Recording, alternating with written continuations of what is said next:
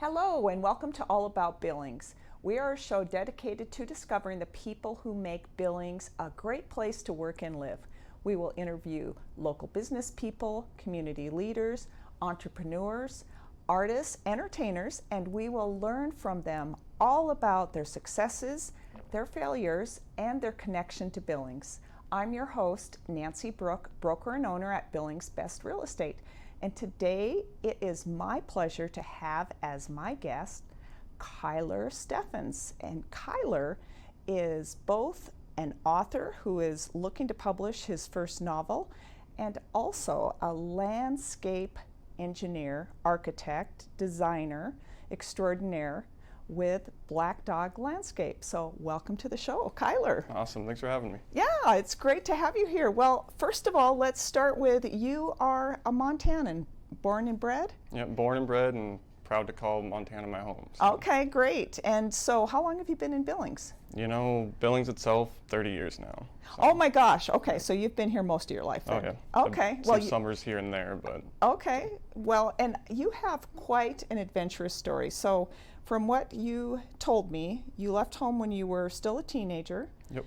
And got it started as an entrepreneur and kind of never looked back. So tell me about how you went from being a young, actually pre-adult, to getting started in business. Well, it was definitely a struggle. You know, I'd say every teenager has their spiffs here and there. Mine was just kind of, I need to go do this on my own.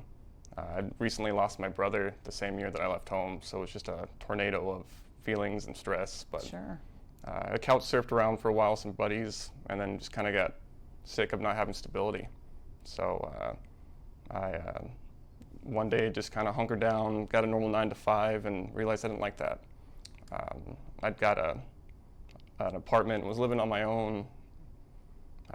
Didn't like that either, so I actually adopted a dog. Yeah, turned out to be the best decision. I mean, he is my best friend.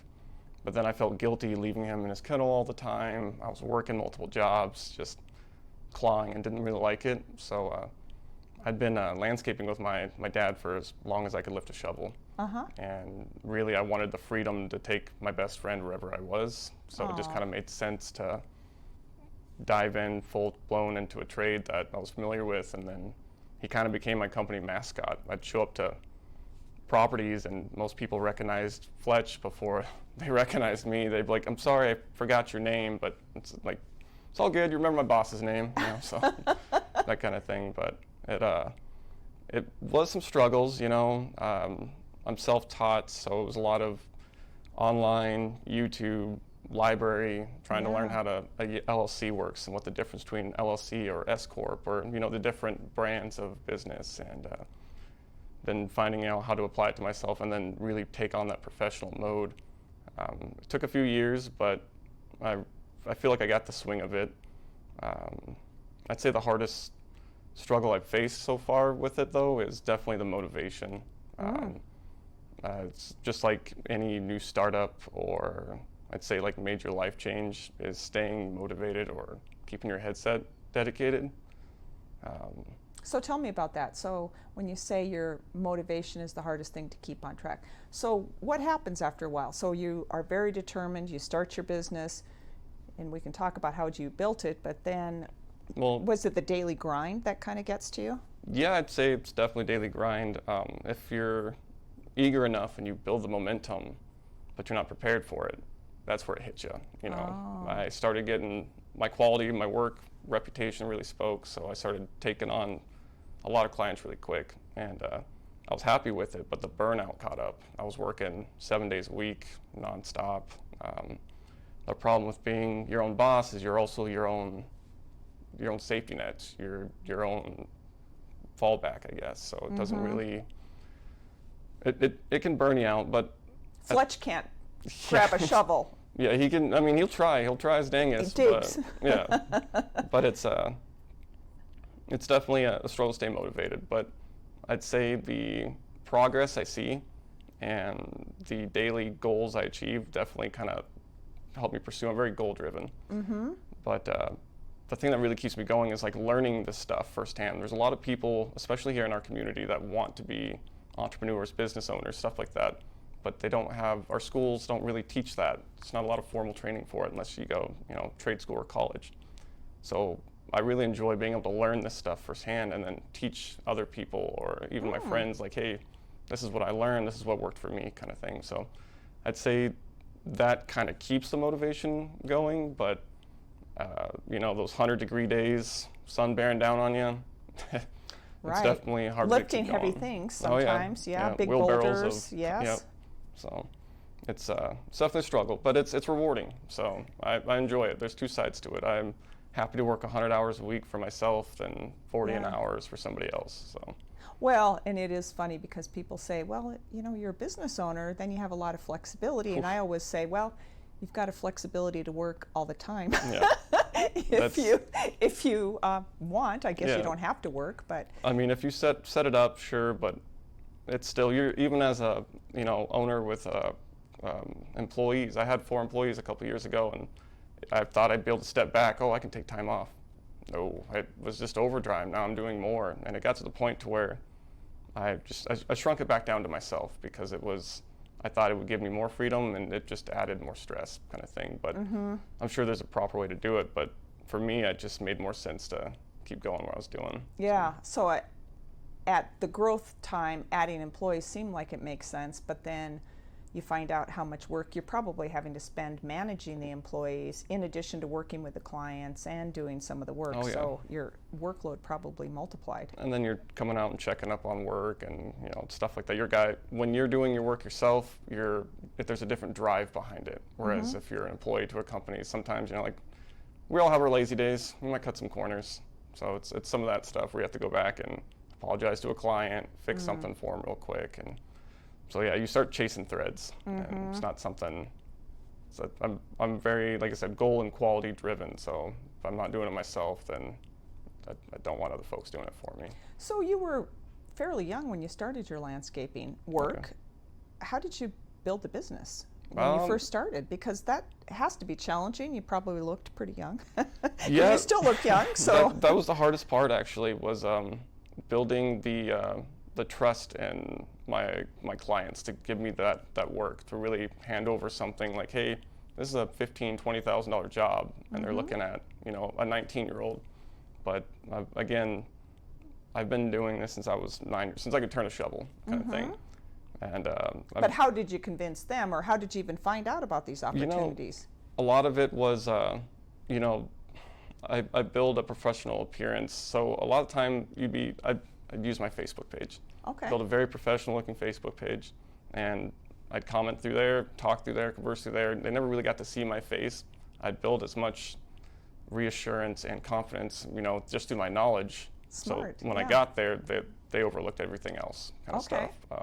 You still get sometimes where they'll, we're a very do-it-yourself state. So there are some folks that'll come out and raise an eyebrow at me, like, you sure you know what you're doing? And I'm like, oh yeah, 10th one I've done this month, kind of thing. So, but it was a challenge. I mean, I started with a truck, a shovel, a push mower, and a rake, and I just took the jobs that I could do. And a lot of it was the grunt work that nobody else wanted to do.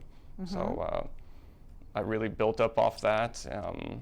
Probably locations maybe you wouldn't Yeah. maybe want to go now way out somewhere and driving a lot out in the distance. boony, kind of like stuff like way out in Molt or stuff like where you're like Yeah. no self-service, no convenience. But the people out there are a lot more. I enjoy the people out there more. Sure. It's a lot more, and that's just kind of Montana as a general. But you get Right. that really home-driven community where they'll come out, bring you lemonade, ask you how you're doing. Sometimes I've even had clients where they're determined to get in and help you, and no matter how much you ask them, like, no, I've got this. They're like, no, I've got a shovel, I'm coming, kind of thing. So it's nice.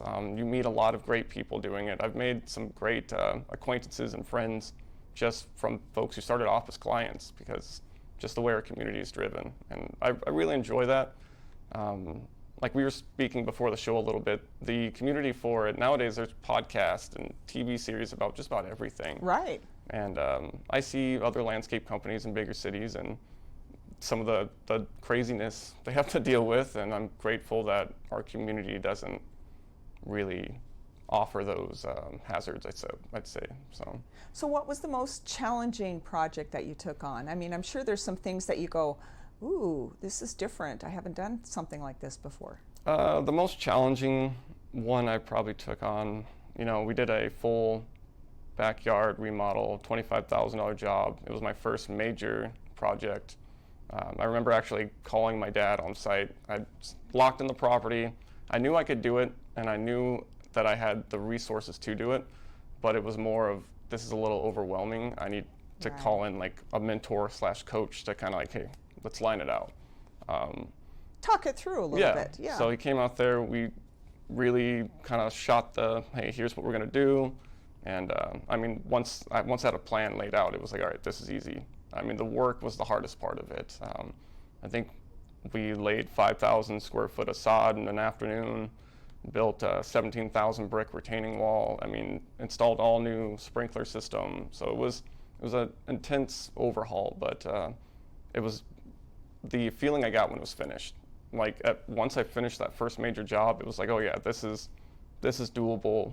I don't see anything that can stop me. It built that momentum for me to chase bigger jobs, because to be honest, I was more of like a maintenance and upkeep at that time. But once I got the knack for the design and the larger architectural stuff, it really clicked, and I dove in with that. So what do you think gives you the ability or kind of the vision to be able to plan a yard? Because it sounds like you have to have a vision and artistry. A lot of spatial awareness and recognition. Oddly enough, I attribute it to my ADHD. My brain's always running, trying to fill the gaps. So I'll look at something and I'll span a bunch of different either things I've seen or things I've worked with and try to hybrid something in. It does get overwhelming, but that's actually the part I enjoy the most, is the design part. Sitting back and putting together a couple mocks and then sitting down with the client and then them seeing like, oh man, this is what my property could look like when I'm done. So the hardest part was learning how to do it, but once I got it down, once I got the technical things down, it wasn't too difficult. If it was your first time to do it, it would seem overwhelming. You walk into a backyard and you're like, what do I do here? Kind of stuff. But once you kind of get the swing for it, it's no different than someone who does interior design.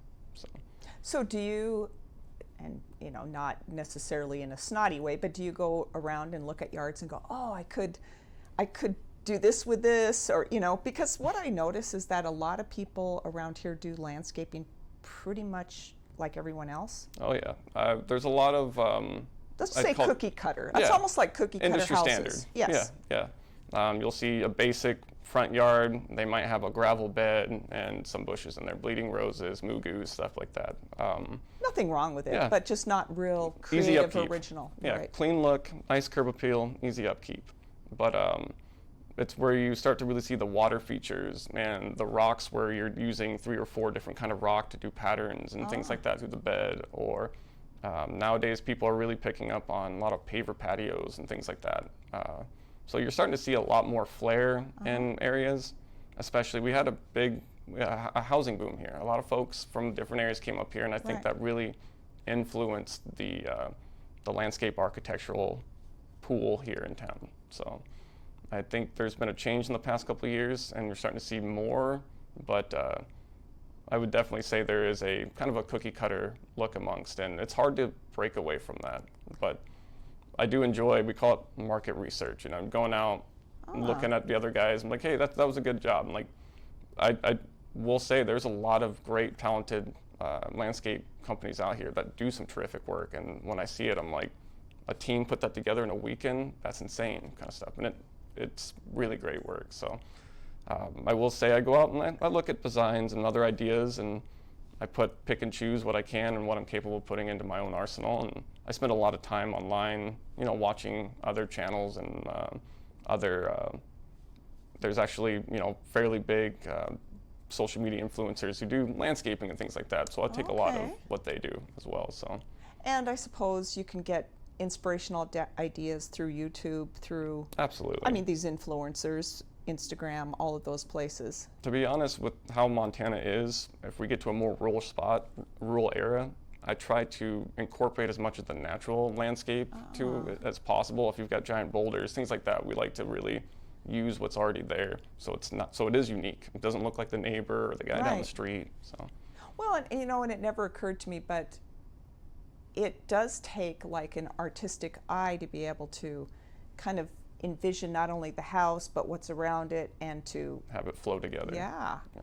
Because if you just say, okay, well, roses are nice, Yeah. let's put some roses here. Right. I mean, that's probably about as creative as I am. And I mean, that's a lot of folks, that's kind of where it goes to. And then, I mean, my clients will say stuff like that, and I just try to gently guide them. Like, if they're like, I want to put a rose bed here, and my expertise of like, this is a high sunspot area. I mean, if you plant here, they're going to be susceptible to drought unless we put, a drip system or something in like that. I'd recommend maybe putting it over here where it's only getting sunlight 60% of the day. Like little things like that the average do-it-yourselfer wouldn't really consider. They go, oh, okay, that's a good point. So I don't know. There's a lot that goes into it that seems like common sense, but until you do it firsthand, you're like, I wouldn't have even thought about that. Right. So. Well, and your business is seasonal. So, I mean, I'm sure you can work 3 seasons for the most part. I try to go year round. We do snow removal as well. Oh, okay. So you do snow afloat. removal. Okay. Oh, yeah. Okay. Actually, That's just about every. That's a hard business. Oh man, last winter I think I pulled a 26-hour shift. So Wow. Took an hour nap in the truck and got back to it.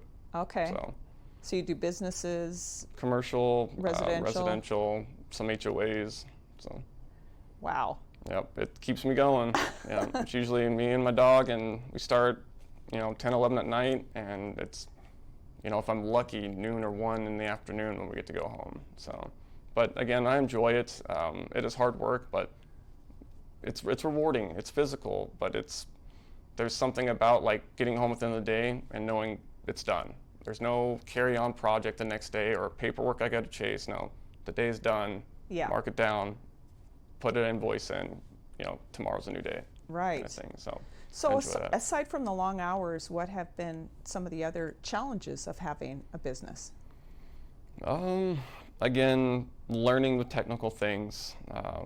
Like the business stuff, like yeah. LLCs, yeah, taxes. yeah, the appropriate registration, making sure that you're protected, just a bunch of things like that. Really, my best advice is to any new entrepreneur or business person that's jumping into this, it's going to be overwhelming to try and do it yourself. You can. I did. It took me 2 years of just research, and I made some mistakes. It cost me some money. I made some mistakes. I mean, I learned from it, and I made exponential growth and stuff I won't repeat. But my advice is, it's not very expensive to just have an accountant take care of it for you. Mm-hmm. Find a professional. Focus on what you need to do for your business, what you're at, what you're professional at. Let the other folks take care of you. Yeah, it's gonna cost something, but if you get your license and everything in right, it's a write-off. It's an expense. You'll get it back later. Focus on what you need to do. That stuff will help you get moving. So I mean, I see a lot of the people that I do step in and help, that seems to be the biggest hurdle or struggle they have is, well, how do I do this? How do I do that? And I'm like, that's the technical stuff. We'll get somebody to do that for you. Mm. You focus on what you can do, and we'll make everything else move from there. Well, and you're going to make more money per hour doing what you're good at versus absolutely struggling with something you don't even know how to do. If you're going to struggle for 8 hours on something that's going to cost you, you could be doing 8 hours on a project that's making you money. You're going to spend 8 hours on it when you can just pay someone $40, get it done. Now you're making that money instead of wasting that time somewhere else. So it's just things like that, streamlining, staying efficient, things like it's a lot of discipline, it's a change of mindset. A lot of people want to break away from the 9 to 5, but they don't understand you have to break away from the 9 to 5 mindset too. You have to take risks. You have to be willing to work longer. Reading is a big thing. It won't make sense to folks until they jump into it, but if you're jumping into any sort of startup or big life change that you're like, hey, I really want to buckle down, I recommend hitting the books on whatever you can that's relative to that topic, because it'll change your perspective. We're locked in on perspectives, and that's usually what puts us in those ruts that we want out so badly.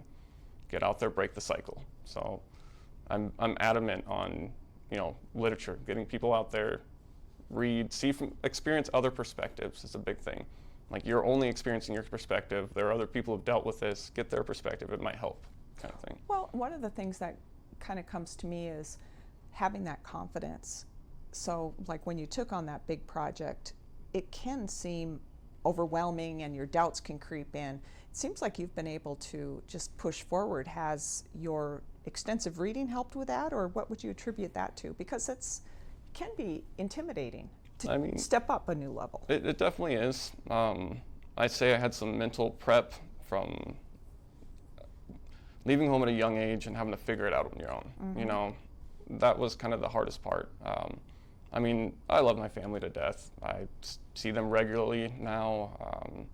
My dad is my best friend, kind of thing, but there was a time where I didn't talk to them and I was focused on just trying to find myself and get going. I'd say, you know, that it's I'm sorry, I'm just kind of having a struggle here getting the right words to describe that's it here. okay. Yeah. It sounds like you just had to kind of dig in and figure some things out by yourself, and that's kind of gave you the resilience. Essentially, it was one of those things where no one's going to do it for you. Right. If you want the change, you got to take it. Yeah. I've kind of had, that's just kind of the upbringing I had, though.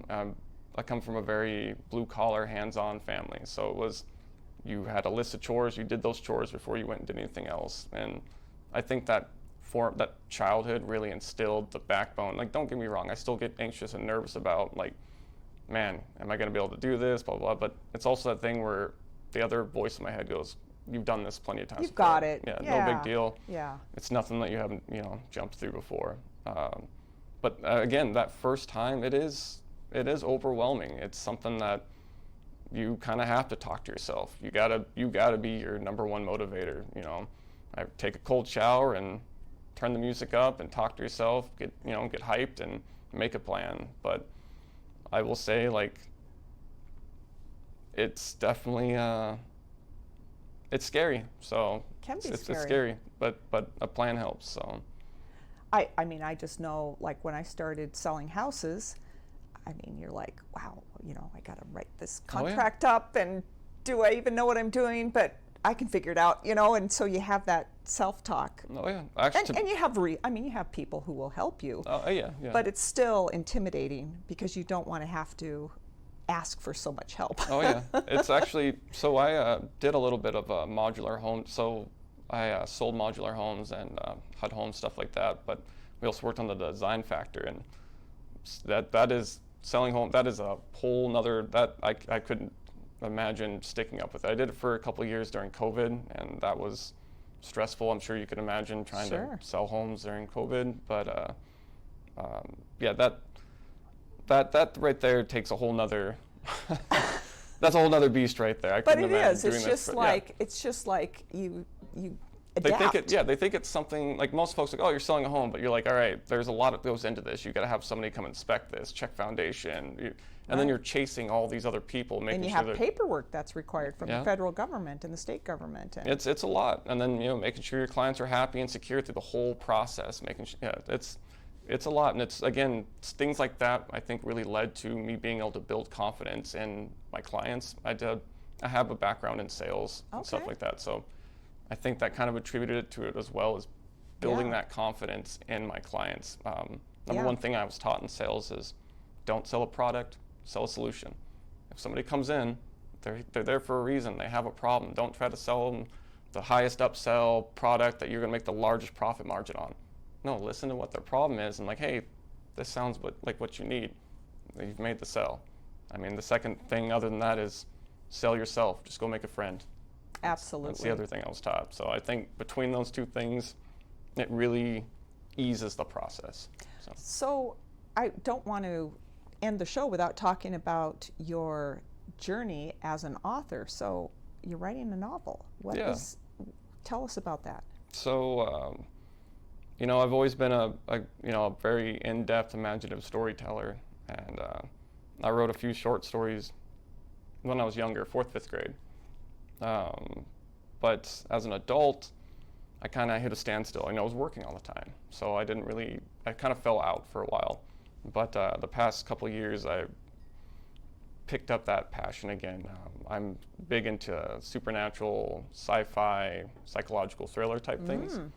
I feel like there's not enough in the genre nowadays, so I wanted to do something myself. I finished it's a 25 chapter short. It's like 72,000 words, so it wasn't the largest project, but it was definitely an experience for me to get through. It's my first major project I've finished. It was overwhelming, but there were times I kind of wanted to give up on it. Where I'd hit a mental block, like a roadblock, where I'm like, how do I continue? What do I do next? But really taking the time to breathe and take breaks from it. I had to really step back for a few months, come back to it, kind of thing. But it was quite the journey. But I'm excited it's done, and I am seeking, publication. I've spoke with a couple publishers and literary agents. Actually, I've got a meeting here in a few hours with a local gentleman who works with that kind of stuff. So great. Hopefully, I get to hear something about that. So, what is your book about? Well, it's called Side B. It's called what? Side B. Okay. Which is kind of a relative to a chapter in the story. It's like the other side of a cassette tape. It's about a young 15-year-old boy in the 90s of Los Angeles who makes an unknowing deal that he doesn't fully understand with a mysterious figure. Over time, as the story progresses, mirrors ripple, time glitches, things like that. Reality kind of starts to break down, and this mysterious figure pops back up, kind of explains to him like, hey, here's what's going on, here's what you need to do. Throughout the story, though, there's a lot of it's hard to explain. I'd say it takes a lot of influence from Danny Darko, Stranger Things, House of Leaves. It's a very makes you think, challenges your thought kind of process. So wow. And so, finished, how did you have time for this in amongst your busy schedule? Again, I attribute that to ADHD. If I'm not moving, I feel useless. So if I don't have something going on, I'm like, okay, I'm wasting time. I could have just knocked out a 3-week project and be burnt out, and the next day I'm sitting down, I'm like, I got to do something, kind of thing. So it's always kind of been a background project to kind of fill those slots of emptiness where I'm like, I should be doing something. It's also how I relax. That's jumping in and telling stories. I enjoy it, so it was relaxing. So it's a hobby as well. Absolutely. So how do people find you? Very present on Facebook.